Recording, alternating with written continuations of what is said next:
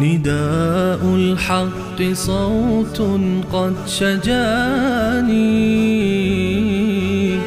وبلغني الحقيقة والأماني وكان لي السبيل إلى المعالي ونورا للهداية والبيان.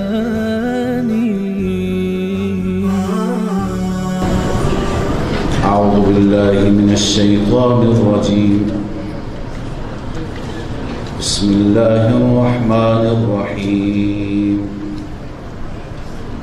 نون والقلم وما يسطرون ما أنت بنعمة ربك بمجنون وإن لك لأجرا غير ممنون وإنك لعلى خلق عظيم فستبصر ويبصرون بأيكم المفتون إن ربك هو أعلم بمن ضل عن سبيله وهو أعلم بالمهتدين. صدق الله العظيم. درود الشريف محمد وعلى آله وصحبه وسلم.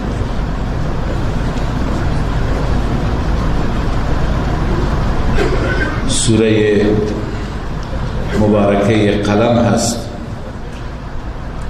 که قبل از این سوره ملک تبارک الذی بیده الملک که در درس دیروز خوانده شد سوره ملک. ابتدا مناسبت این سوره با سوره گذشته در سوره ملک ثابت شد که اون ذاتی که برکات میده، برکات دهنده فقط و فقط ذات الله عز و جل هست و در این صفت هیچ کسی با خدا شریک نیست.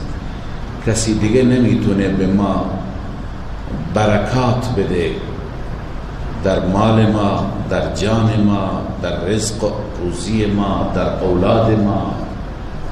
لذا کسانی که از جاهای دیگر برکات میخواهند حاصل بکنند، در واقع هیچ جای دیگه برکتی نیست. نه در خاکی هست که کسی بخواد خاکی را تبرکن بخورد، نه در چیزی دیگه. اون چیزهایی که برکاتی که مردم دنیا اعتقاد دارند، الله فرمود تبارک الذی بیده الملک، اون ذاتی که به دست او پادشاهی مطلق است، برکات هم به دست او هست.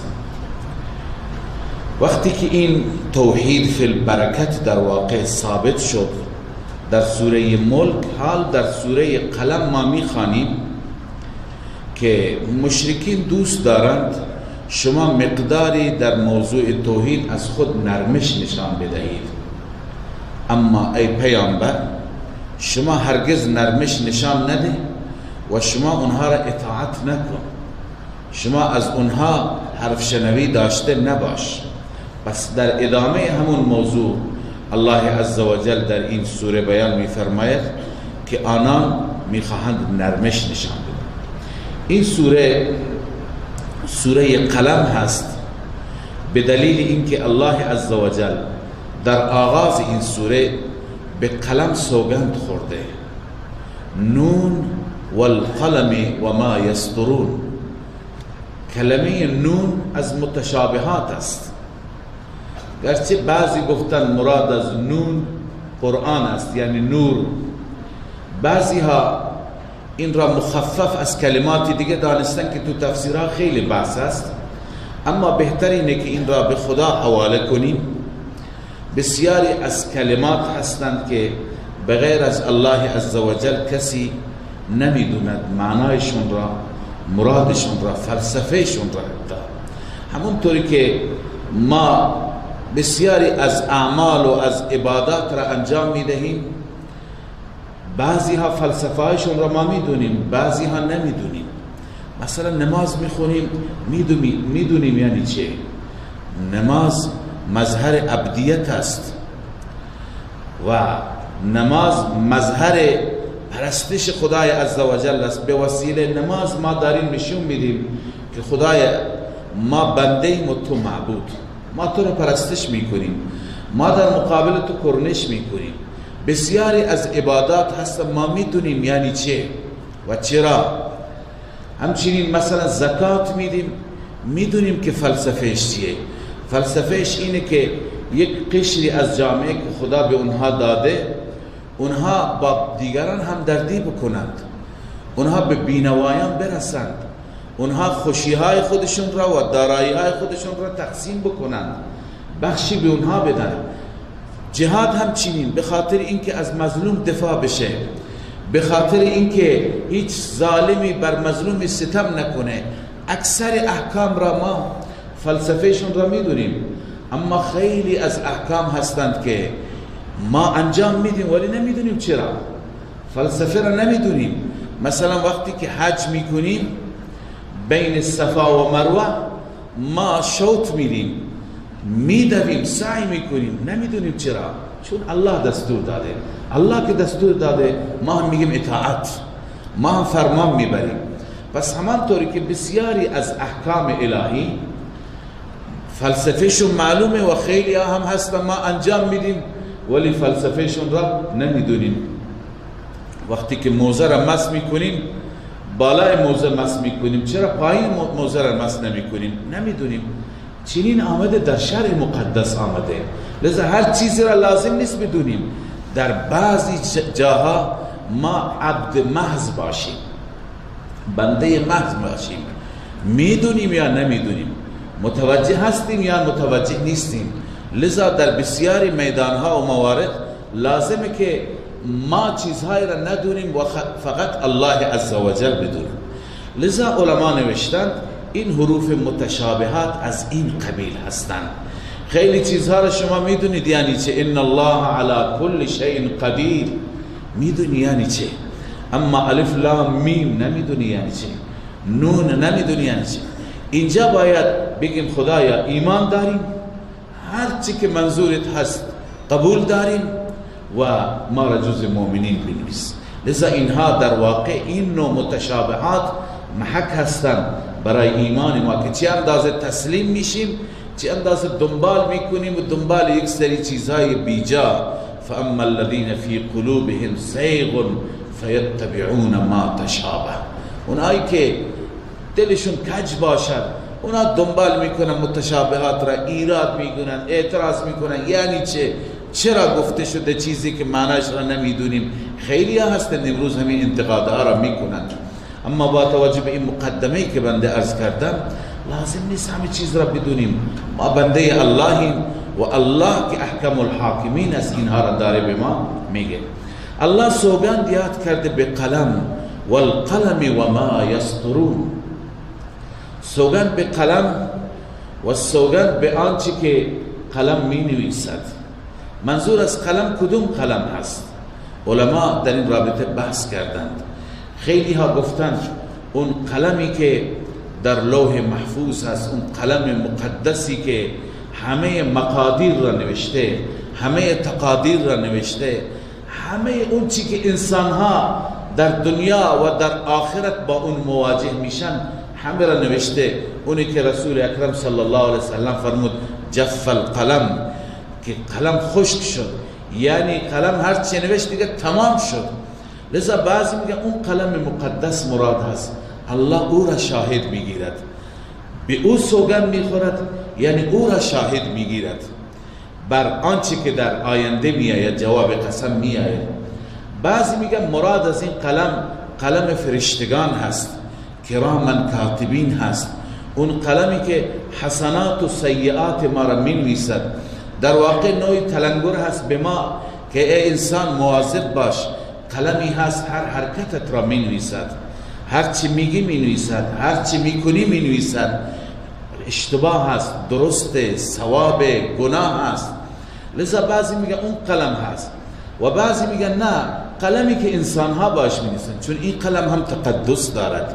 این قلم هم یکی از ابزار و یکی از آلات علم و دانش هست، یکی از اسبابی هست که به ما علم نشون میده، ما را به معرفت میرساند. به هر حال الله عزوجل سوگند یاد میکند به قلم و ما یسطرون و آنچه که مینویسند. تفسیر مظهری اینجا گفته منظور از القلم و ما یسطرون، قلم و آنچه که مینویسند ای الحفظه الذين يكتبون اعمال بنی آدم. مراد از این حفظه فرشتگان هستند که اعمال بنی آدم را مینویسند. و بعضی گفتن العلماء الذين يكتبون علوم الدین، منظور علمایی هستند که علوم دین را مینویسند.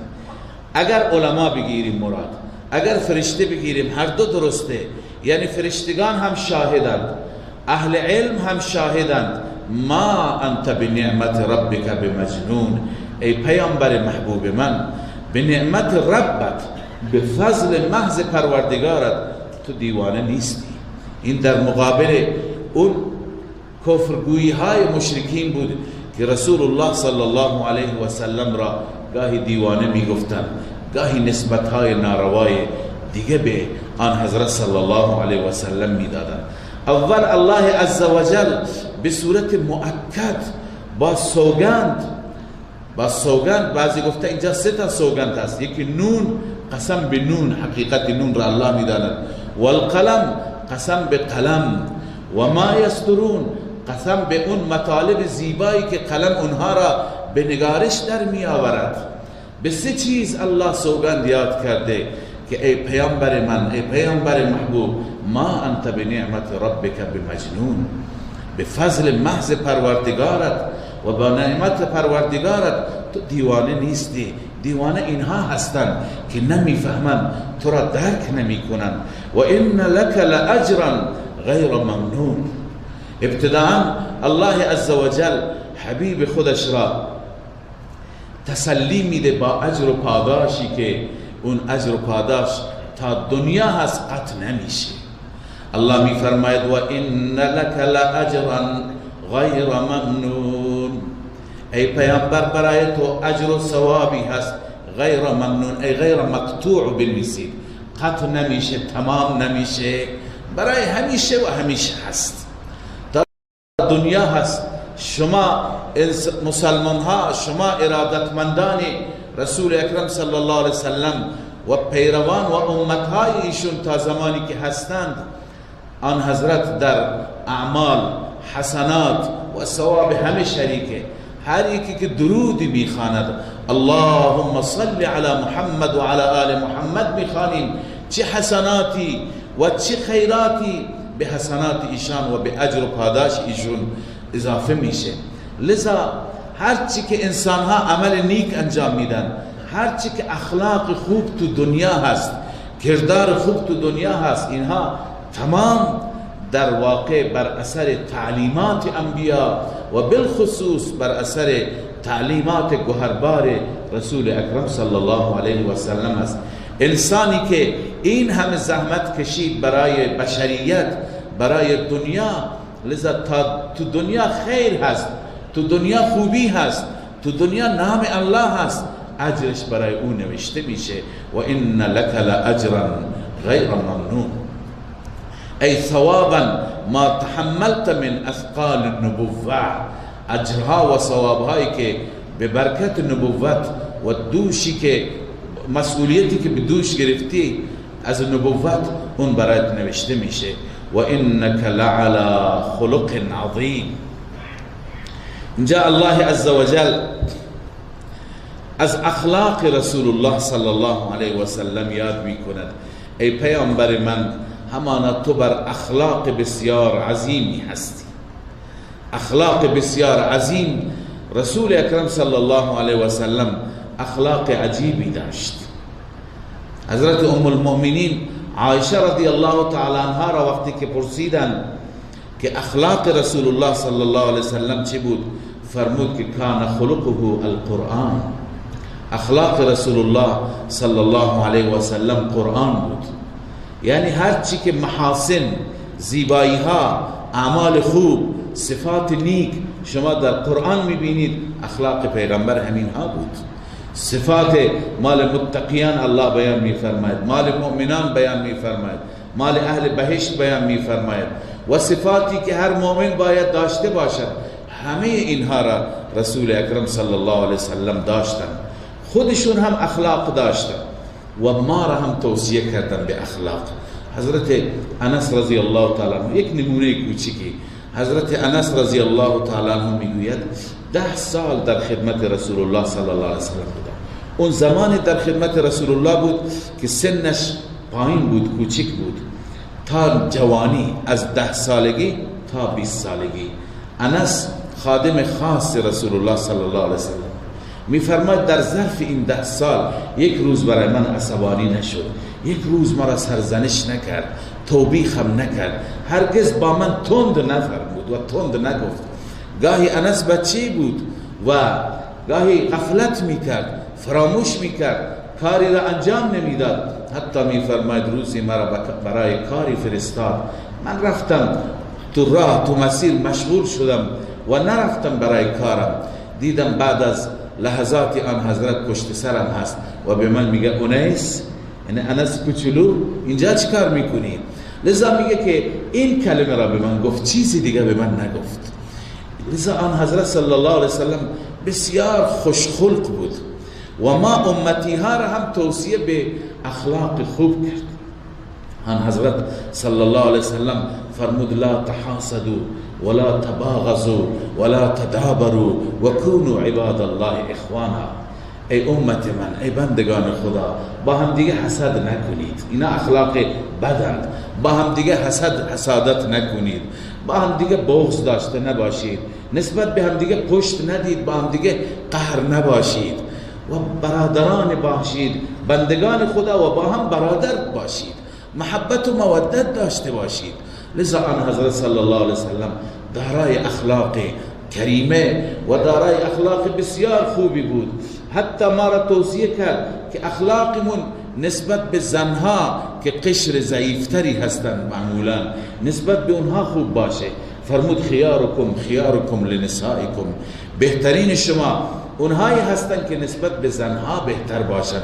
و فرمود که من نسبت به اونها اخلاق نرم و رفتار خوب دارم. لذا در حدیث دیگه فرمود نزدیکترین شما به من کسانی هست که احسنکم اخلاقا، اخلاق زیباتر و اخلاق نیکوتری داشته باشند. لذا الله عزوجل از این صفات تعریف می‌فرماید. اینها در واقع معیار نجات ما هم در این دنیا و هم در اون دنیا خواهند بود. اخلاق خوب. الله می‌فرماید و انک لعلی خلق عظیم، همانا شما دارای اخلاق بسیار عظیم هستید. فستبصروا و یبصرون بأیکم المفتون. الله عزوجل میفرماید در زمان قریب، در زمان نزدیک هم تو میبینی و هم دشمنان تو خواهند دید که بأیکم المفتون. از شما دیوانه کی بود؟ اونها به شما میگفتن، شما را به دیوانگی متهم میکردن، اما دیری نخواهد گذشت که معلوم میشه دیوانه اونها بودند یا شما. وقتی که عذاب خدا بیاد یا وقتی که چشم ببنده از این دنیا و حقایق را ببینن، اونجا میدونن که این پیامبر عظیم الشأن خدای عزوجل دوراندیش بود و ما دیوانه بودیم. بأیکم المفتون ان ربک هو اعلم بمن ضل عن سبیله و هو اعلم بالمهتدین. همانا پروردگار تو بهتر میداند چه کسی گمراه شده از راه او. آیا مشرکین که هر چیز را عبادت میکنند، یک روزی بت میپرستند، یک روزی چوب میپرستن، یک روزی ستاره ها را عبادت میکنن، یک روزی دنبال جنات هستن، یک روزی ملائکه را پرستش میکنن، همه چیز پرستن، اونها گمراه هستن. یا شمایی که یک تا پرستید، خدا یگانه را عبادت میکنید. الله بهتر میداند که بمن ضل عن سبیله، چه کسی از راه الله گمراه هست و بیراه هست و فاصله داره. و هو اعلم بالمهتدین، او بهتر میداند کسانی که مهتدین هستند، بر مسیر هدایتند و بر مسیر موفقیت هستند. لذا الله عزوجل در ادامه میفرماید فلا تطع المکذبین، ای پیامبر این کسانی که دین اسلام را، قرآن را و رسالت شما را تکذیب کردن، شما هرگز اینها را اطاعت نکنید، چون اونها دوست داشتن یک نوعی به وحدت ایجاد بشه. امروز هم خیلی ها شعار سر میدن، بسیاری از سیاسیون وحدت ادیان. نمیدونیم این وحدت ادیان یعنی چه؟ یعنی بیایم مکس بکنیم، بعضی مشترکاتی که بین ادیان هست اونها را بپذیریم، بقیه را کنار بگذاریم. خیلی ها این انتظار را دارن، انتظاری که اونها هم داشتند. اونها میگفتن بیاییم ما مشترکاتی داشته باشیم، اونجایی که توهین هست به خدایان ما، توهین هست به مقدسان ما، شما اونجا چیزی نگید، اونها را بد و بیراه نگید، ما هم نسبت به خدا احترام میگذاریم. الله عزوجل پیشا پیش تذکر میده پیامبرش را فلا تطع المکذبین، شما اطاعت نکنید تکذیب کنندگان را. ودوا لو تدهن فیدهنون، آنان دوست دارند که شما از خود نرمش نشان بدهید، مداهنت بکنید، حقایق را خوب بیان نکنید تا که اونها هم از خود نرمش نشون بدهند. اینجا یک نکته بسیار مهم است، محل تعمق است، بالخصوص برای اهل علم، کسانی که الله عزوجل این امانت را به اونها سپرده. دین امانت اونهاست که اونها باید اونطوری که واقعیت هست به مردم برسانند. لذا امروز بسیاری از مردم دنیا، اونهایی که اطراف ما هستند، دارندگان حکومت، سیاسیون، احزاب، گروه ها، ادیان مختلف، شاید ما مسلمان ها در کشورهای مختلفی موقعیت های مختلفی داشته باشیم. لذا کسانی که در کنار ما هستند و غیر مسلمان هستند انتظار داشته باشند که ما با اونها به نوعی وحدت داشته باشیم. وحدت ها اگر در زمینه مسائل تجاری باشه، مسائل سیاسی باشه، مسائلی که با دین مربوط نباشه، با ایمان مربوط نباشد، با احکام خدای عزوجل مربوط نباشد، ایرادی ندارد. انسان یک هدفی را دنبال می کند و برای اون هدف میتونه با هر کس همراه باشه. اما چنان وحدتی که در اون وحدت لازمش اینه که ما از خود مداهنت نشان بدهیم. لو تدهن فیدهنون، همینه، از خود نرمش نشان بدهیم. مثلا در بسیاری از موارد ما چیکار کنیم؟ توحید را بذاریم کنار، چون که میدونید همه ادیان دیگر توحید ندارند. مسیحیان چند تا خدا میپرستند، اعتقاد به تثلیث دارند، هم عیسی را میپرستند، هم روح القدس را یا مریم را و هم خدا را میپرستند. یهودیان عزیر را میپرستند و انبیاء خودشون را میپرستند.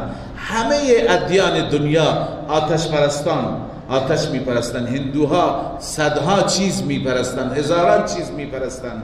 لذا هر کس که تو دنیا از بودایی ها بت میپرستند.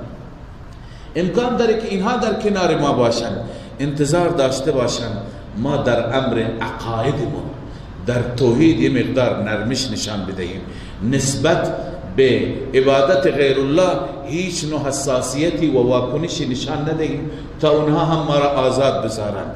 لذا الله عزوجل چنین مداهنت را به خاطر وحدت و به خاطر اینکه ما به یه سری اهداف دنیوی برسیم، الله عزوجل به هیچ وجه نمیپذیرد. در باب دین نباید هیچ نوع نرمشی و هیچ نوع مداهنتی هیچ کسی از خود نشان بده. و از اینجا معلوم میشه که حتی پیغمبر خدا صلی الله علیه و سلم اختیاراتی نداره در امر دین. هیچ کسی چنان ولایتی نداره. خوب توجه بفرمایید. هیچ کسی چنان ولایتی نداره، نه در امور تکوینی، نه در امور تشریعی، نه در اموری که خدا نازل کرده، همین حلال و حرام، جایز و ناجایز، اینا رو میگن امور تشریعی. امور تکوینی عالمی که دلالت میکند بر توحید خدا و دلالت میکند بر قدرت خدا. در همه امور هیچ کسی ولایت نداره، اختیارات نداره که چیزی را بالا و پایین بکنه، یه حکمی را جابجا بکنه، یه جایزی را ناجایز بکنه، ناجایزی را جایز بکنه، نه به خاطر مصالح حکومت و نه به خاطر هیچ نوع مصلحتی. وقتی که خدای عزوجل به پیامبرش میفرماید که شما اطاعت نکنید و شما از خود چیزی را نمیتونید ایجاد کنید. ما دهها آیه خواندیم، حتی دروس پیش خواندیم، پیامبر خدا صلی الله علیه وسلم اجازه نداشتن عسل را که خدای عزوجل حلال قرار داده، این را به خاطر توطئه‌ای که شد اجازه نداشتن او را حرام قرار بدند. یعنی پیامبر خداست، سید اولاد آدم است، امام الانبیا است، اما در احکام خدا اجازه نداره که بالا پایین بکنه، احکام خدا را جابجا بکنه.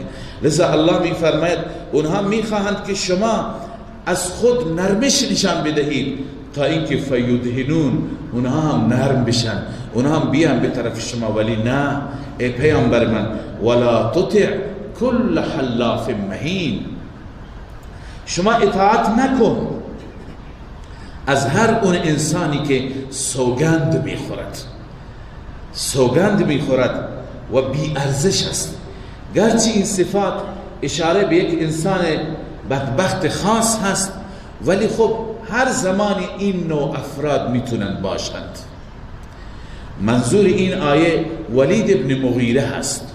ولید ابن مغیره کسی که مغز متفکر مشرکین مکه و قریش مکه بود، کسی که می گفت من هم ایران رفتم هم روم رفتم، من از همه تمدنها و فرهنگا مطلع هستم، من میتونم علیاذ بالله مچ محمد را بگیرم، من میدونم که این کلام را از کجا آورده، از کجا این را گرفته و به عنوان کلام خدا این را عرضه میکنه. اما وقتی که این ولید آمد و کلام رسول الله را شنید، خطبه آن حضرت خان و کلام الله را شنید، این ولید بیچاره دگرگون شد، منقلب شد و حالت خودش را از دست داد. اما این ولید بعد از اون نزدیک بود مسلمان بشه. اون داستانش میاد تو سوره ارز کنم که غالبا قیامه میآید. نزدیک بود که مسلمان بشه که نگذاشتند، ولی بعدن یکی از دشمنان سرسخت شد و یکی از افرادی شد که هی مذاکره میکرد و میگفت که شما باید بر علیه خدایان ما توهین نکنید، چیزی نگی. الله عزوجل خاصتا این انسان را با چندین صفتی که این صفات را که الله عزوجل بیان فرمود آبروی برای این بدبخت نمان. الله می فرماید ای پیامبر من، از این انسان و از این نوع انسانهای پست و از این نوع انسانهایی که صفات رذیله دارند هرگز اطاعت نکن. الله می فرماید ولا تطع کل حلاف مهین، اطاعت نکن از هر اون انسانی که بار بار سوگند میخورد. یکی از علائم منافق هم همینه که خیلی سوگند میخورد. سوگند خوردن و بار بار نام خدا را به زبان آوردن عادت خوبی نیست. مهین، بی ارزش هست، ارزشی ندارد پیش خدای عزوجل. همازن، طعنه زننده هست، عیبجو و طعنه زننده هست، همیشه بر پشت سر مسلمان ها ایراد میگیرد، عیب میگیرد، طعنه میزنند. هستند کسانی که پشت سر اهل دین اونها را مسخره میکنن، به ریششون مسخره میکنن، به لباسشون مسخره میکنن، به نماز و عبادتشون مسخره میکنن، به خطبه و سخنرانیشون مسخره میکنن. کسانی که واقعا مریض باشن، مشکل داشته باشن، هی طعنه میزنن، بعضی هستن سعی میکنن مردم را بخندانن. لذا الله میفرماید چنین طعنه زن را اطاعت نکن. مشائم بنمیم، کسی که سخنچین هست، دو به هم زن است، انسانها را به هم میندازه، سخنچینی میکند. الله میفرماید از این انسان شما هرگز اطاعت نکن. مناع للخیر، کسی که جلوگیر خیر هست، نه اینکه خودش خیری انجام نمیده دیگران را هم جلوگیری میکند، کسی را نمیذاره که به سوی خیر بره، کار خوبی انجام بده. معتد، انسان متجاوزی هست. اثیم، 10 تا صفت الله بیان فرموده. اثیم، انسان گناهکاری هست که گناه پیشش هست. عتل بعد ذلك زنیم، عتل هست. عتل یعنی بد زبان، بعضی گفتم بد خلق، بد اخلاق، بعضی گفتم بد زبان، همش دشنام میده، همش فحش میده.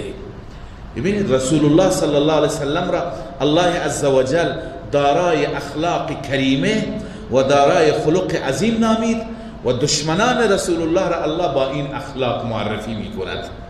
ببین اینها هنر نیستند.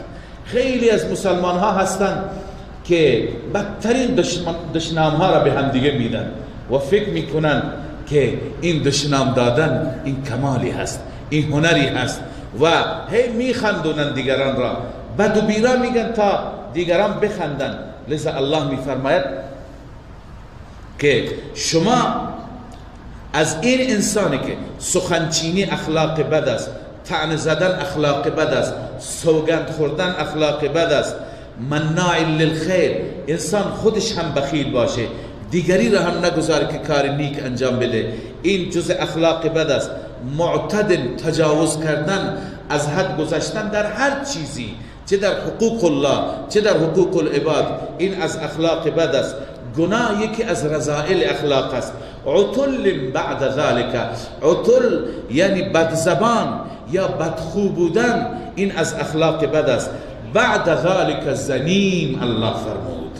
زنیم را دو تفسیر کردن، بعضی گفتن زنیم یعنی حرامزاده، بلا نسبت که تو مسجد داری میگه، یعنی از نطفه حرام متولد شده. بعضی این تفسیر را کردن.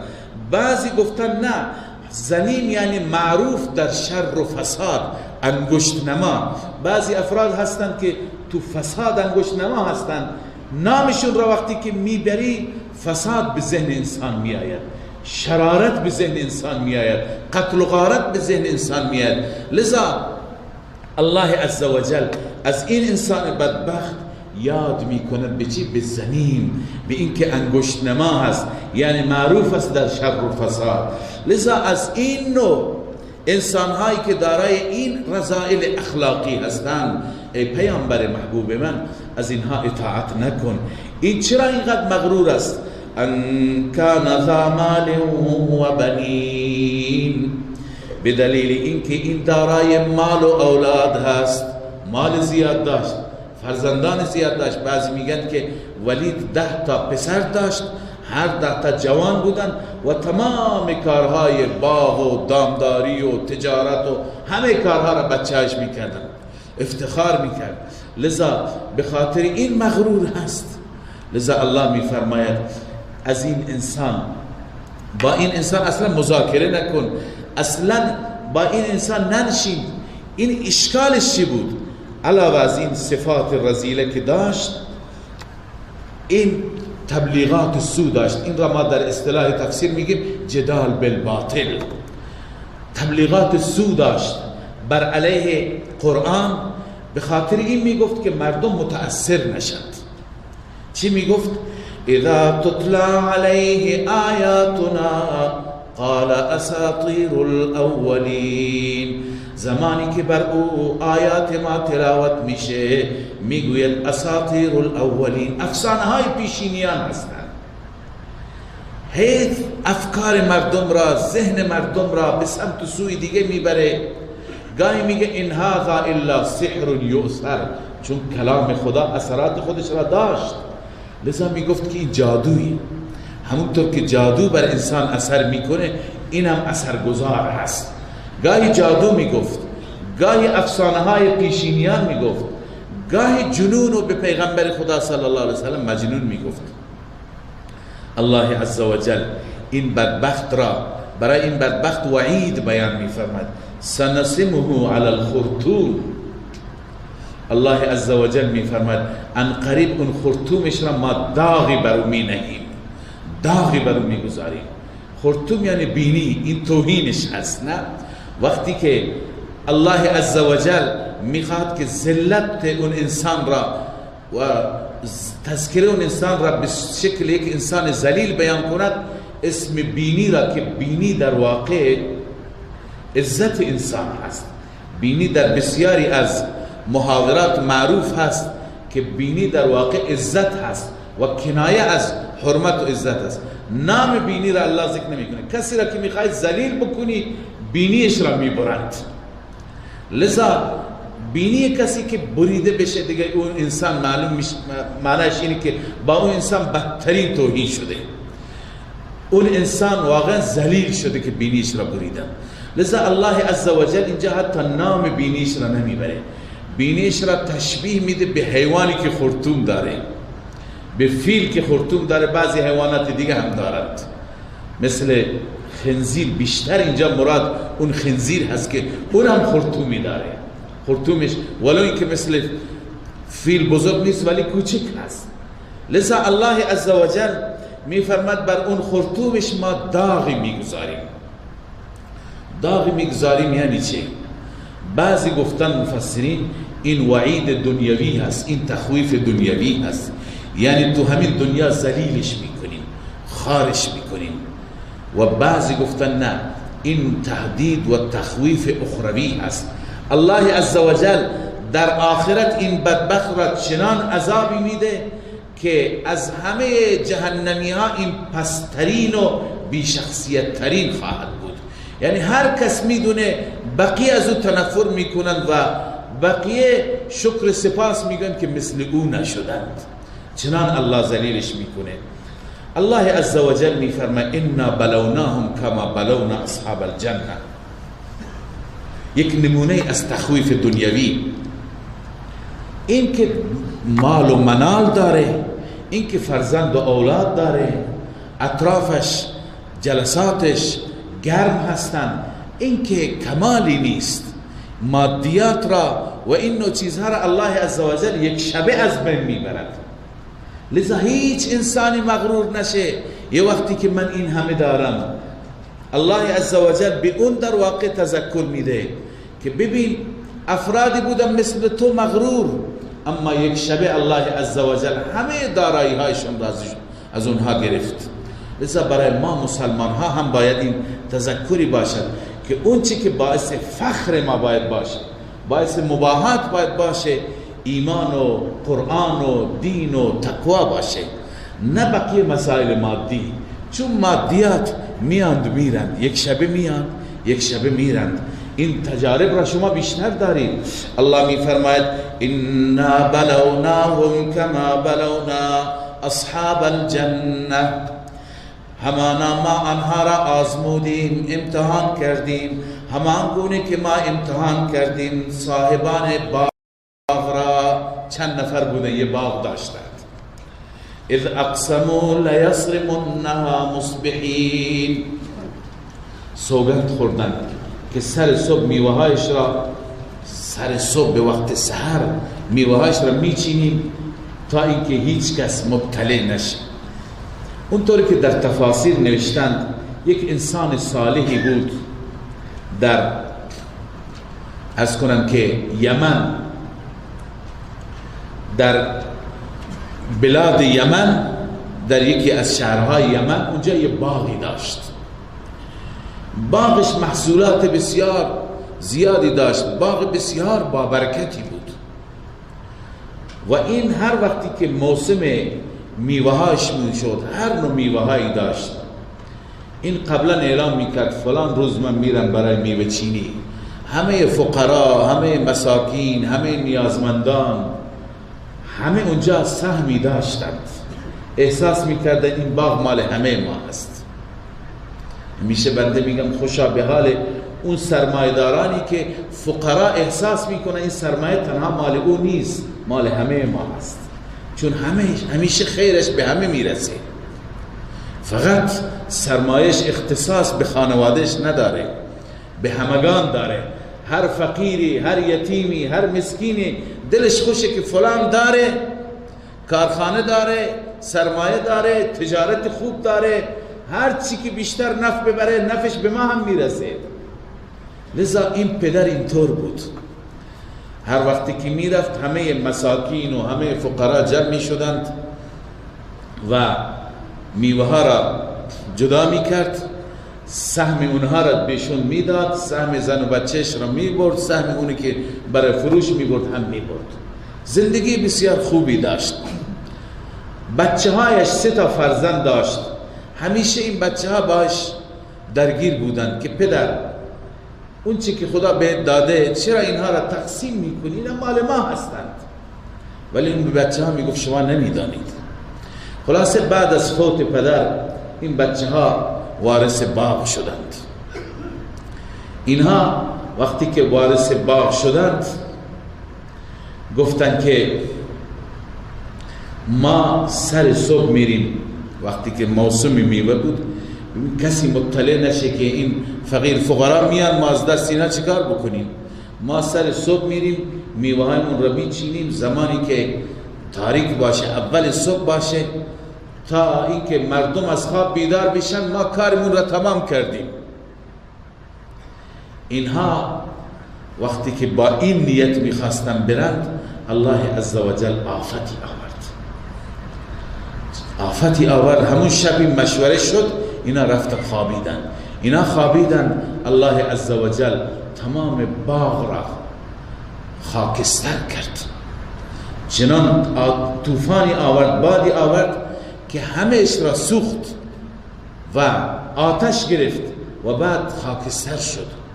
اینا وقتی که صبح آمدند همدیگر را گفتند، قرآن اینو میگه، همدیگر را آهسته آهسته صدا کردند، گفتند که به قول معروف پچ پچ میکردند و هم یتخافتون. قرآن میگه با هم پچ پچ میکردند که کسی متوجه نشه، بریم زودتر میوه ها را بچینیم. رفتن، وقتی که باغشون رفتن دیدن این باغ مال ما نیست. اول گفتن راه را اشتباه آمدیم، این جای دیگه هست. بعدا وقتی که راست و چپشون را نگاه کردن، این باغ فلانیه، اون باغ فلانی. نه بابا، این باغ مال خود ماست. الان متوجه شدن خدا ما را مؤاخذه کرد. خداوند یک شب همین چیز را از ما گرفت.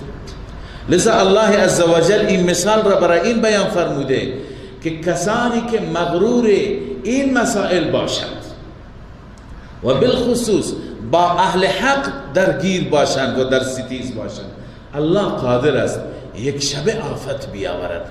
الله می فرماید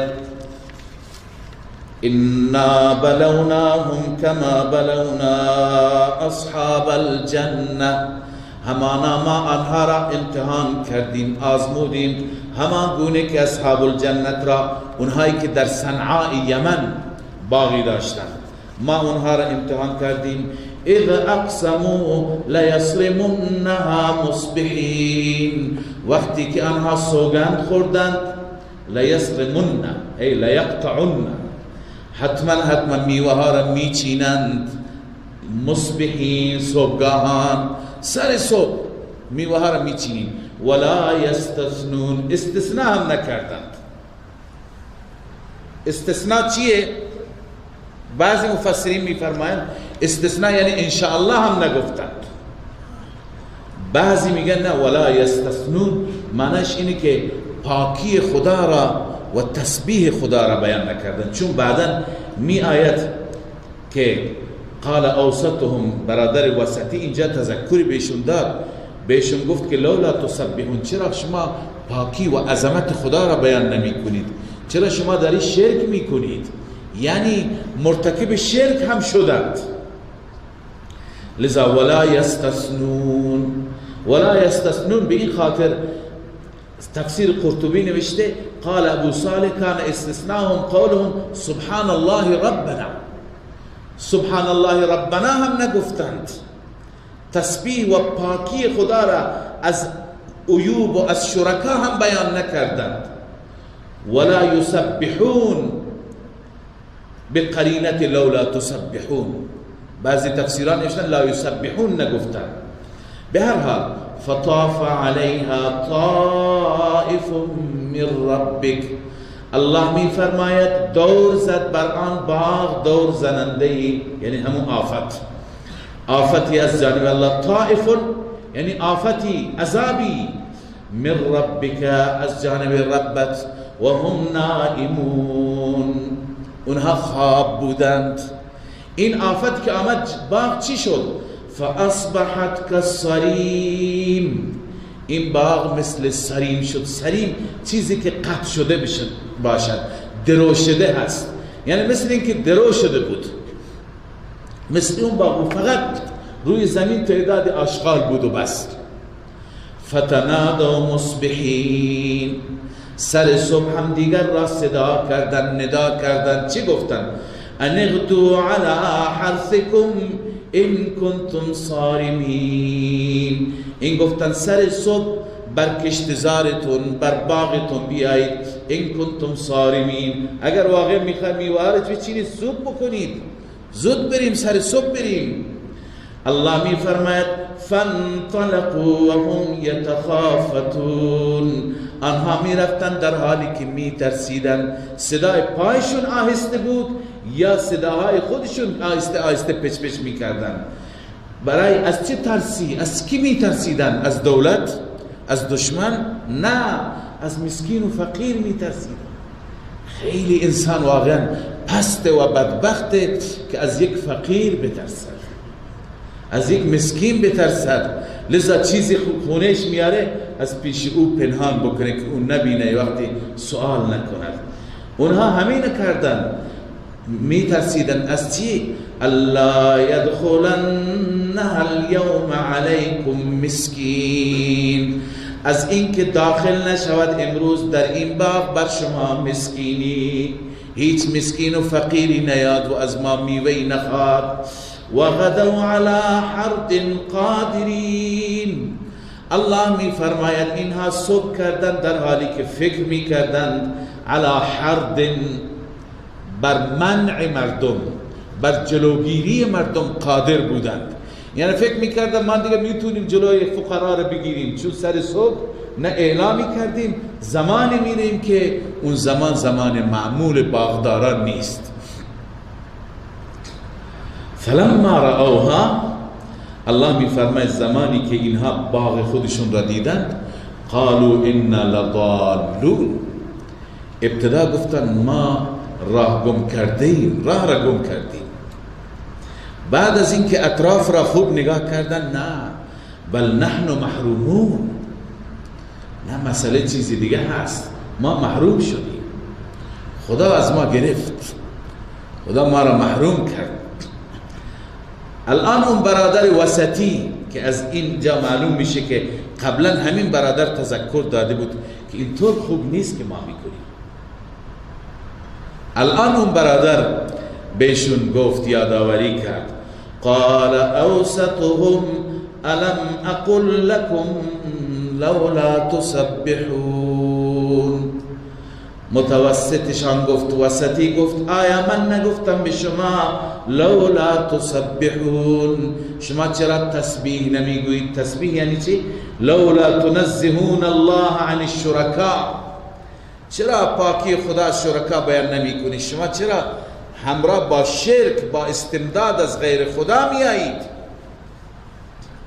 یکی از دلایل فساد عقیده بود و یکی از دلایل فساد اخلاق. فساد اخلاق به معنی بخل، به معنی اینکه کسی مطلع نشود. لذا الله می فرماید قال سبحان ربنا، الان اعتراف کردن، توبه میکنه، قال سبحان ربنا انا كنا ظالمین، آنها گفتن رب ما پاک است، واقعا شریک ندارد، ما ظالم بودیم، ما بر خود ستم کردیم. فاقبل بعضهم على بعض یتلاومون، آنها روبروی هم شدن، هم دیگر را خطاب کردند، بعضی بر بعضی هم دیگر را ملامت می کردند. قالوا یا ویلنا انا كنا طاغین، ای وای بر ما، تأسف بر ما که ما انسان های طغیانگر بودیم، ما واقعا سرکشی کردیم، کار خوبی نکردیم، هم عقیده ما خوب نبود، هم اخلاق ما خوب نبود، هم استمداد از غیر خدا و هم بخل و از کنم که حرص بر ما. اما این توبه را که کردیم، الله عزوجل اشاره می کند انسان به این جایگاه پستی و انحطاط برسه، هم اگر توبه بکند امیدی برایش هست، چون که الله عزوجل امیدی را اظهار می کنند از طرف اونها. عسى ربنا، از سوی پروردگار ما این امید است که ان یبدلنا خیرا منها، این که به برکت این توبه، چون توبه کردند، انا كنا ظالمین، اعتراف به گناه کردند، لذا به برکت این توبه ان یبدلنا خیرا منها، این که جایگزین بفرماید برای ما بهتر از این باغ را خدا از ما گرفت، اشتباه ما بود، خدا برای ما بهتر از این بگرداند. امروز هم زمانی هست که متاسفانه مردم در بازار با مشکلات مواجه هستند، ورشکستگی، عرض کنم که مسائل مالی، مشکلات مالی، بدهکاری، تا جای رسیده که خیلی از افراد نمیتونند در جامعه زندگی بکنند، مخفیاً، بعضی ها تو زندان ها هستند، بعضی ها موندن که چیکار بکنند، بعضی حتی دنبال ملاها هستند، تعویض میخواند، فکر میکنند که فقط با تعویض موضوع حل میشه، میگن که کاروبار خرابه. در واقع همه اینها علت داره، همه اینها دلایل داره. الله عزوجل اینجا یه جریانی برای ما تعریف کرد و در همین جریان ما متوجه شدیم که این بدبختی به خاطر، نمیتونیم بگیم یه حادثه طبیعی بود، یه بادی بود، یک به هر حال آتش سوزانی بود، نه، یه علتی داشت، علت را الله بیان فرمود. لذا هر چیزی معلول به علت هست، هر چیز دلیلی داره. نمیگیم هر جا که مشکلی آمد حتما عذاب و گرفت خداست. در بسیاری موارد الله تعالی بندگان خودش را امتحان هم میکنه، برای بعضی سبب رفع درجات هم میشه. اما خیلی ها هستند که به خاطر ندانمکاری های خودشون تنبیه میشن، متنبه میشن. به عنوان مثال عزیزی تعریف میکرد، میگفت من خیلی سرمایه داشتم، به قدری سرمایه داشتم که احساس خطر میکردم فردا یه اداره، یه ارگانی از من سوال نکنه که اینها را از کجا آوردی. لذا رفتم از بانک وام گرفتم، نیازی به وام بانک نداشتم، 60 میلیون وام گرفتم، اونم فقط و فقط به خاطر این که اگر فردا کسی گفت من بگم بابا من وامدار دولتم، من از دولت گرفتم، این سرمایه از کجا آوردی؟ من از دولت وام گرفتم، کار کردم، فقط به این بهانه من وام گرفتم.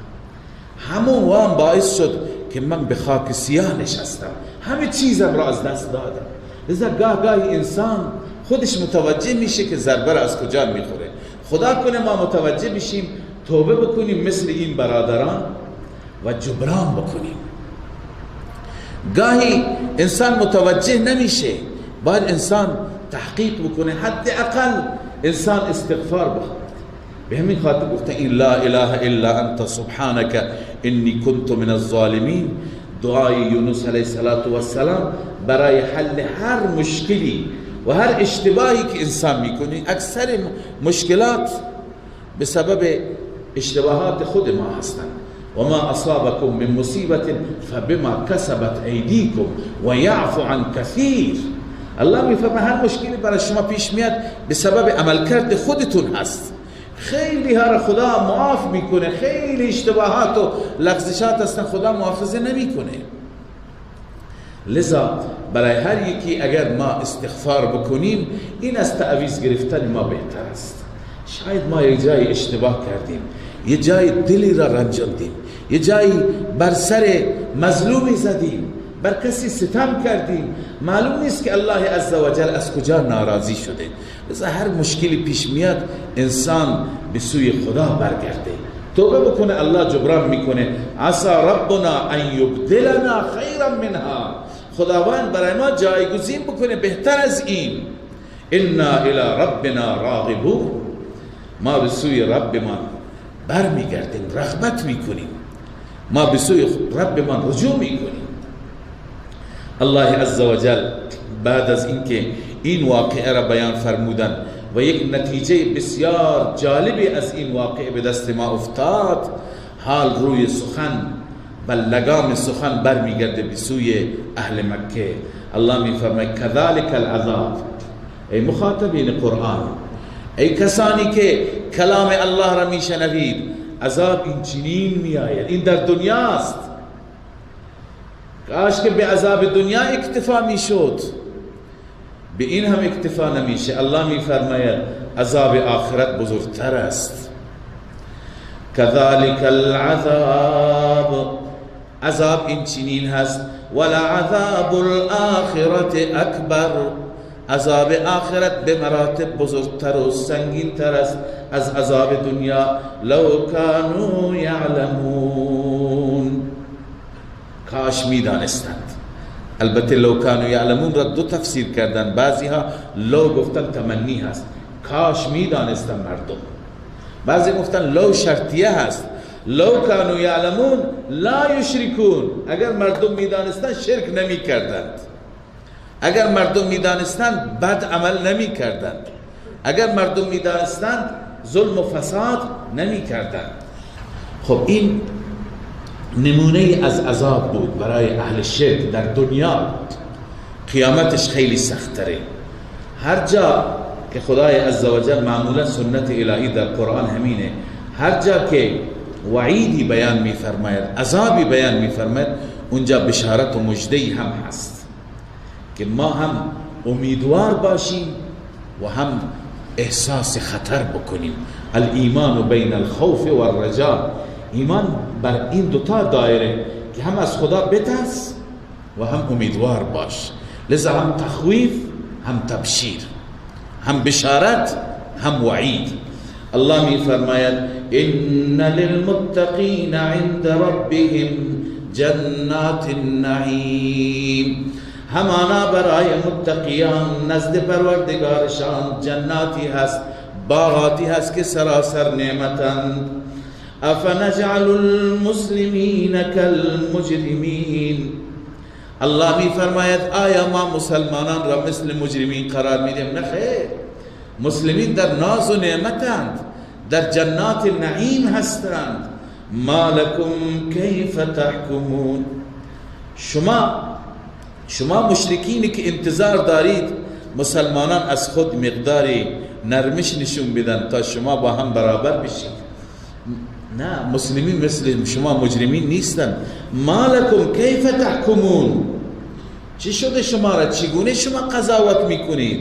چگونه داوری میکنید؟ ام لکم کتاب فیه تدرسون، خدا میفرماید بر آنچه که شما انتظار دارید شما چه دلیلی دارید؟ آیا دلیل نقلی دارید؟ ام لکم کتاب فیه تدرسون، آیا کتابی دارید که در اون میخوانید؟ این مطالبی که پیشنهاد میکنید از یک مدرک درست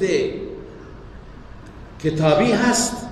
ان لکم فیه لما تخیرون، یا این که برای شما هست اون چیزی که شما میپسندید، هر چی که شما بخواهید همون میشه؟ نه، شما با مسلمانان، با متقیان فرق دارید. ام لکم ایمان علینا بالغة الی یوم القیامه، یا اینکه شما پیمانی با ما دارید، ایمان به معنی میثاق، پیمانی بر ما دارید که برسد تا روز قیامت شما را خدا عذاب نده، چون که نمونه از عذاب بود. حال خدای عزوجل میفرماید این عذاب برای شما هم میاد، شما هم خونتون رنگین تر از اونها نیست. لذا شما آیا پیمانی دارید که اون پیمان تا قیامت برسه؟ یعنی تا قیامت خدا با شما کاری داشته نباشه؟ ان لکم لما تحکمون، همانا برای شما هست اون چیزی که شما داوری بکنید، شما قضاوت بکنید، هر چی شما بگید. اگر این چنین هست کسی از شما ضمانت میکند که هیچ عذابی بر شما نیاد؟ سلهم ایهم بذلک زعیم، ای پیامبر از اینها بپرس که کدوم یک از اینها ضامن میشه برای اون چه که میگه که برای ما هیچ مشکلی نمیاد، برای ما عذاب نمیاد. خداوند که نمونه عذاب بیان کرد، کی ضامنی که نیاد؟ یا اینکه شاید، چون چند احتمال بود، شاید اینها مغرورن بر خدایان و آلهه باطله. ام لهم شرکا، یا اینکه برای اینها شرکا و خدایانی هست، اونها برای اینها کاری میکنند. الله میفرماید فلیأتوا بشرکائهم ان كانوا صادقین، آنها شرکای خودشان را، خدایان خودشان را بیاورند اگر راست میگویند. سبحان الله، اون روز که بیاد، اون روز سخت، نکار عابده، نکار معبوده، نکار خدای باطله، نکار مشرکه. الله عز وجل از صحنه سخت روز قیامت می فرماید یوم یکشف عن ساق، روزی که ساقها بالا زده میشه، ساقها لخت کرده میشه. ساق پا منظور است. معمولا شما وقتی که جایی که برید حالت عادی باشد، لباستون هم حالت عادی داره، اما یه جایی احساس بکنید که احساس خطر بکنید، زمین خراب باشد، گل و لای باشد، خطر سقوط و افتادن باشد، خطر آلودگی لباس باشد، لذا جایی که مشکل باشد آدم چیکار میکنه؟ لباسش را بالا میزند. چنان بالا میزند که ساقش چی؟ ظاهر میشه. پس ساق، ظاهر شدن ساق کنایه از شدت است، کنایه از سختی هست، جایی هست که حالت عادی نیست. لذا الله می فرماید یوم یکشف عن ساق، روزی که صحنه بسیار سخت میشه. یکشف عن ساق یعنی ساق، لباس از ساق برداشته میشه، ساق کشف میشه، ظاهر میشه، یعنی صحنه بسیار بدی خواهد بود. در اون روز مشرکین به سوی سجده فراخوانده میشوند و یدعون الی السجود فلا یستطیعون، به سوی سجده فراخوانده میشوند، نمیتوانند سجده بکنند. چرا؟ چون جای سجده اونجا نیست. اشاره هست به صحنه در روز قیامت. در حدیث صحیح میآید، در صحیح مسلم میآید که الله عزوجل در روز قیامت اعلام میکند هر کسی در دنیا کسی را پرستش میکرده، عبادت میکرده، دنبال او بره. همه مشرکین به زعم این که دنبال خدایانشون میرن به طرف جهنم میرند و اونها در جهنم انداخته میشوند. فقط مسلمان ها میمانند. الله عزوجل میآید به این، از متشابهات هم از این حدیث، الله به شکلی میآید که مؤمنین نمیشناسند. الله میگه من رب و من معبود شما هستم، میگن که نه، نیست شما، چون نمیشناسند. الله عزوجل علامتی را نشون میده، چیزی را نشون میده که اینجا ما نمیدونیم، اونجا الله علمش را به ما میده. همه میشناسند که رب ما هستی، همه به سجده میافتند. منافقین هم در همین میان هستند، مشرکینی که منافق بودند، اما الله عزوجل کمرشون را تخته میکنن، دلا نمیشه. اینا میخوان سجده بکنن نمیتونن، فشار میاره، آخر به پشت میافتند، پشت سر میافتند. الله میگه فرمای شما جز اینها نیستید، شما جز عابدان من که مرا پرستش میکردید نیستید. اشاره به اونجاست و یدعون الی السجود فلا یستطیعون، آنها به سوی سجده فرا خوانده میشوند، فلا یستطیعون، نمیتوانند سجده بکنند، خاشعتا ابصارهم ترهقهم ذله، الله میفرماید که چشمایشون پایین هست از بس که خجلند، ترهقهم ذله، ذلت اونها را تحت پوشش قرار میده. چرا؟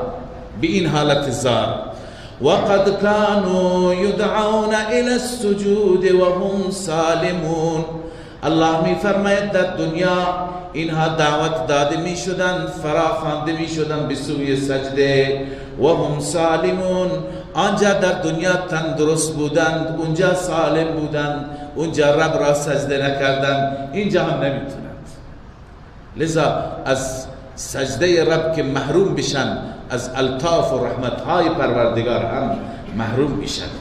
فذرنی و من یکذب بهذا الحدیث، این مطالب زیبا و این مطالب نغز را که الله عزوجل در کلامش بیان می فرماید و واقعا هدایتگر هستند، بعد از این الله عزوجل وعید بیان می فرماید، سرزنش می کند اون انسان هایی را که این قرآن را تکذیب می کنند، این قرآن را باور ندارند.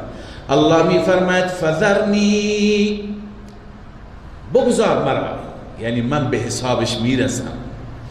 و من یکذب بهذا الحدیث، اون انسانی که تکذیب می کند این سخن را، کسی که قرآن را تکذیب می کند، من به حسابش می رسم.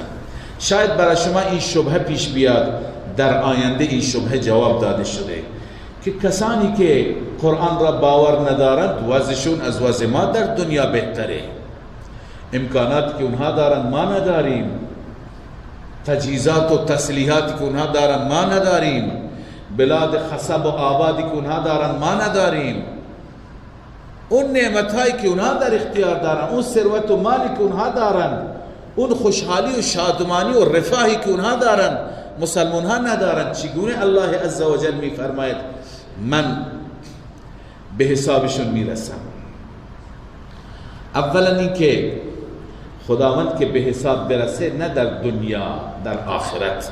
دنیا دارالعذاب نیست، دارالجزا نیست، دارالامتحانه. دوم، اگر یک مشرکی شرک می کند، کافری کفر می کند، ظالمی ظلم می کند، منکری انکار می کند، با وجود این می بینی که شرایط زندگیش خوبه، کارهاش وفق مرادش پیش میره، این استدراج است. این را میگن استدراج. ما در چندین آیه از آیات قرآن مجید، بالخصوص اخیراً در سوره اعراف خواندیم که الله عزوجل ابتداءً کسانی که انکار بکنن توحید را، ایمان را، اسلام را، الله ابتداء گوشمالی میده، بعضی مشکلات میاره، شاید متنبه بشند. متنبه که نشدند، خدای عزوجل از هر طرف فراخی و آبادی و همه چیز را طبق دلشون و طبق میلشون میگرداند. این را میگه استدراج. یعنی خدا دیگه میخواد که این انسان تدریجاً کم کم بره به اوج گمراهی، به اوج طغیان و سرکشی، به بالاترین قله بره قرار بگیره. از اونجا الله میزنه اون را، وقت زدنش، اون وقتی که الله بهتر میدانه. لذا الله میفرماید سنستدرجهم، ما آنها را تدریجا میبریم، کم کم میبریم، به جلو میبریم، من حیث لا یعلمون، از اون طریقی که آنها نمیدانند، خودشون متوجه نیستن که این استدراجه. و املی لهم، ما در مهلت دادن به اونها مهلت میدیم، در عذاب به اونها مهلت میدیم. ببین اگر واقعا خدا فوراً مؤاخذه میکرد در دنیا، فوراً هر مجرمی را، هر مشرکی را، هر ظالمی را، خب همه متوجه میشدن، اون وقت اجباراً مردم میترسیدن از عذاب خدا، اجباراً همه مسلمان میشدن، همه عادل میشدن. اون وقت میشد یک ایمان جبر، یک ایمانی که از روی مجبوریه. لذا الله این کار را نمی کند. الله آزاد می گذارد، بعضی ها را گوشمالی میده. در دنیا بنا نیست که مؤاخذه بشن. لذا الله می فرماید و املی لهم، من آنها را مهلت میدم در عذاب دنیا. ان کیدی متین، همانا گرفت من سخته. حتی بعضی از مفسرین همین نعمتهایی که اونها دارند این نعمتها را تبدیل به کید کردن. تفسیر مظهری نوشته فالکید من الله الانتقام بصورت الانعام. کید و تدبیری که الله برای اونها میکنه همین انتقامی است که به صورت نعمت به اونها میده. همه چیز فراوان دیگه، اینها هرگز به سوی ایمان و هدایت فکر نمی کنن. این انتقامیه، خدا داره اونها را از ایمان محروم میکنه. ام تسألهم اجرا، آخر چرا اینها ایمان نمی آورن؟ الله سرزنش بیان می فرماید ام تسألهم اجرا، ای پیامبر آیا شما از اونها اجر و مزد می خواهید که فهم من مغرم مثقلون، آنها از تاوان اون زیر بار باشند. یعنی چنان به شما حقوق میدن که زیر بارند، به همین خاطر حرف شنوی ندارد شما. ام عندهم الغیب، یا این که نزد اونها غیب هست. فهم یکتبون، اینا از اون کتاب غیب داره مینویسه همه چیز را. نه، بغیر از گمراهی اونها چیزی دیگه نیست. شما صبر کنید. دعوتگر باید حلیم باشه، صبور باشه. مسلمان اصلا باید صبور باشه. خیلی زود به دنبال انتقام نباشید. و الله عزوجل به پیغمبر خودش میفرماید فاصبر لحکم ربک، برای حکم و قضاوت پروردگارت صبر کن و عجله نکن. ولا تکن كصاحب الحوت، و نباش مثل صاحب ماهی. عجله کرد سیدنا یونس علیه السلام. البته ایشون اجتهاد کرد، از بعضی از آثار عذاب که دید احساس کرد دیگه عذاب داره میاد. هنوز خدا نگفته که شهر را ترک بکن. فکر کرد دیگه کم کم باید برم، چون میدونست که جایی که پیغمبر باشه عذاب نمیاد. تا زمانی که من نرم عذاب نمیاد. لذا عجله کرد، بدون هماهنگی رفت. که رفت چی شد؟ در سوره یونس هم میخوانیم. اینجا به صورت اجمال و خلاصه الله میفرماید ولا تکن كصاحب الحوت، و نباش مثل صاحب ماهی که وقتی که به تنگ آمد از دشمنان زود رفت. اذ نادا، مسئلهش آخر بجای رسید که اذ نادا و هو مکظوم، زمانی که الله را ندا کرد در اون شکم ماهی. و هو مکظوم، اون پر از غم بود، غمگین بود. مکظوم یعنی مملوء غمن، پر از غم بود، پر از اندوه بود که من اشتباه کردم. و بار بار اون کلمه پشیمانی و کلمه ندامت را میخوام. لا اله الا انت سبحانك انی کنت من الظالمین. اونجا که این آیه را بخوانیم هم انشاءالله اونو میخوانیم، ولی این من الان خدمت شما عرض کنم این آیه بهترین تعویض هست. خود قرآن به عنوان تعویض معرفی کرده. بهترین تعویض است برای حل هر مشکل. مشکل خانوادگی داری، مشکل قومی داری، مشکل سیاسی داری، مشکل بازار و تجاری و شکستگی داری. خدا وعده کرده. الله میفرماید که یونس خواند که لا اله الا انت سبحانك انی کنت من الظالمین. این کلمات را خواند فاستجبنا له. الله میفرماید ما اجابت کردیم به برکت این کلمه. و نجیناه من الغم، او را از این بار مصیبت نجات دادیم. تا اینجا تمام نشد. شاید شما بگید خب این مخصوص اون پیغمبر بوده. باز الله میفرماید و کذالک ننجی المؤمنین، مؤمنین را همینطور ما نجات میدیم.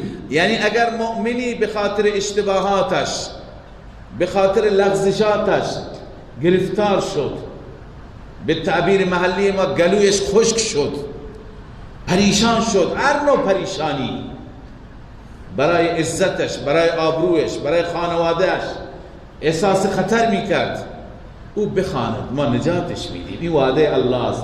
از این وعده چی بالاتر، از این تعویض چی بالاتر؟ لذا الله میفرماید لولا ان تدارکه نعمت من ربه، اگر اون صاحب حوت را نعمتی از جانب ربش او را در نمیافت، لنبذ بالعراء، او در جنگل و در بیابان انداخته میشد، یعنی اون را مینداختند. و هو مذموم، مذموم یعنی ملیم، همیشه مورد مذمت و ملامت بود. اما الله عزوجل او را انتخاب کرد، فاجتباه ربه فجعله من الصالحین. الله او را انتخاب کرد به برکت رجوع، به برکت توبه، به برکت این کلمات ندامت و پشیمانی. فجعله من الصالحین، الله عزوجل او را قرار داد الصالحین. من الصالحین ای من الکاملین فی الصلاح، در صلاح کامل بودن. ببین صالح، انبیا که درجات خودشون از صالحین به مراتب بیشتر است.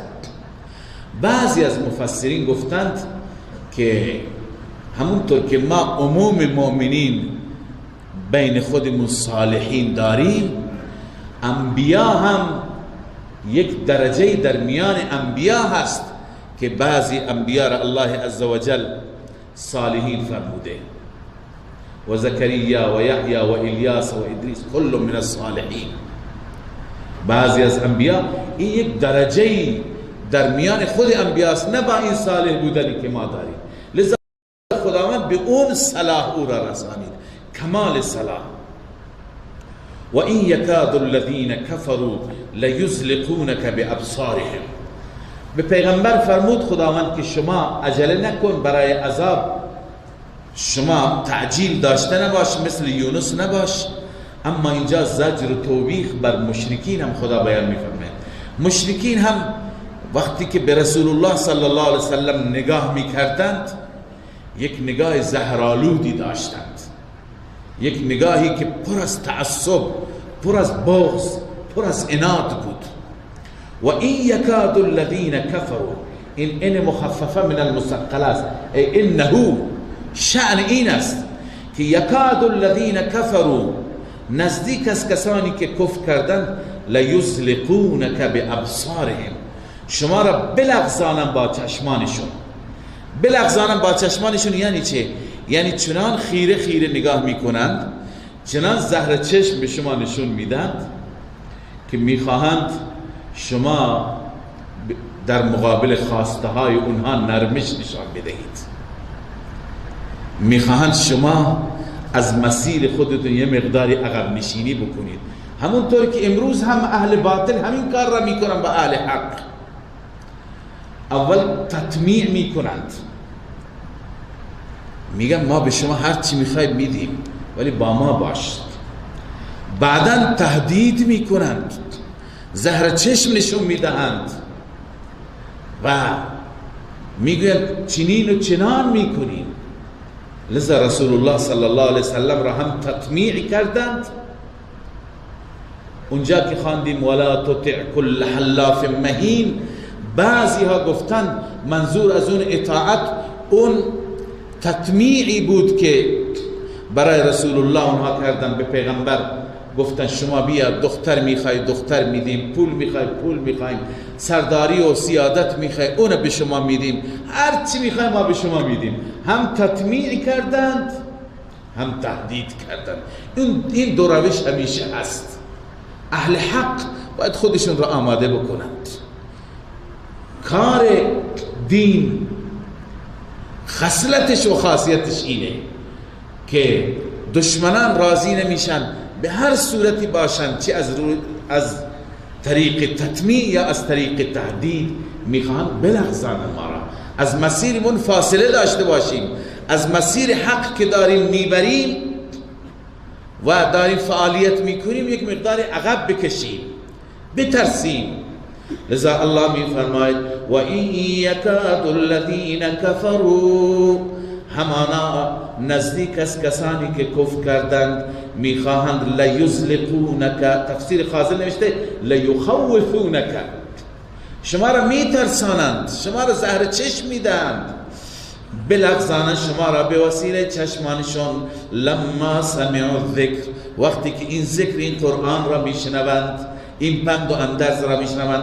و یقولون انه لمجنون، ایذای فعلی بود، این ایذای قولی.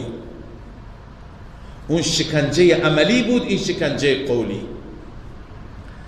گاهی به وسیله زهر چشم شما را میترسونن، گاهی شما را مسخره میکنن، این دیوانه است. القاب مختلف، کلمات مختلف، نسبتهای ناروا، این کار دشمنان هست، این از امروز نیست. و یقولون انه لمجنون، میگوین این مجنون هست، در حالی که این جنون نیست. این قرآن و پیامبر ما مجنون نیست. و ما هو الا ذکر للعالمین، این قرآن نیست مگر پند و اندرزی برای همه عالمیان، برای همه جهانیان. و پیامبر ما هم مذکر هست، نذیر هست، ترساننده هست، مجنون نیست. لذا در این سوره مبارکه ما خواندیم که اونها میخواهند پیامبر عظیم الشأن اسلام در ارتباط با مسائل توحید بالخصوص، مسائل دینی، از خود نرمش نشان بده.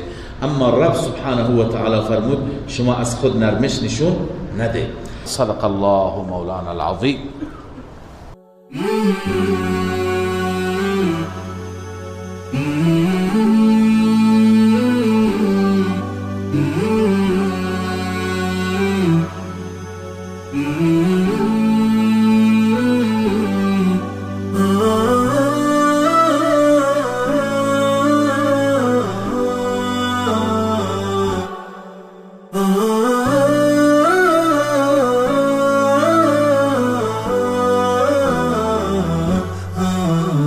نداء الحق صوت قد شجاني وبلغني الحقيقة والأماني، وكان لي السبيل إلى المعالي، ونورا للهداية والبيان.